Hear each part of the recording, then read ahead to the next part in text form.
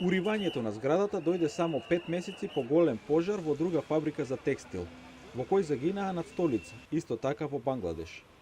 Џон Сифтон од Human Rights Watch вели дека собствениците на фабриките мора да обезбедат безбедност на зградите, но многу би помогнало и ако работниците се организирани во синдикати и ако може да се жалат на повреда на работа.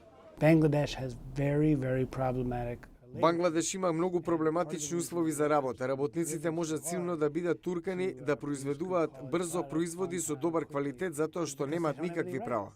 По Кина, Бангладеш е вториот најголем извезувач на облека. Сифтон вели дека Бангладеш им плаќа на 3,5 милиони текстилни работници меѓу најниските плати во светот. Тие доаѓаат од ниски општествени слоеви и нема да се бунат за понудената плата што никој друг во светот не би ја прифатил. Пиетра Риволи е професорка по бизнис на Универзитетот Џорџтаун во Вашингтон. Таа вели дека ниските плати се причината што фабриките се селат од една во друга држава.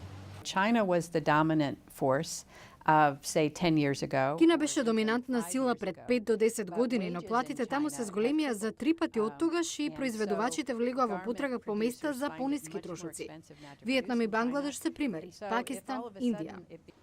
Бидејќи работната рака е најголема ставка во трошоци, американските компании најдоа дека е поевтино да користат луѓе во странство кои ќе ја прават облеката.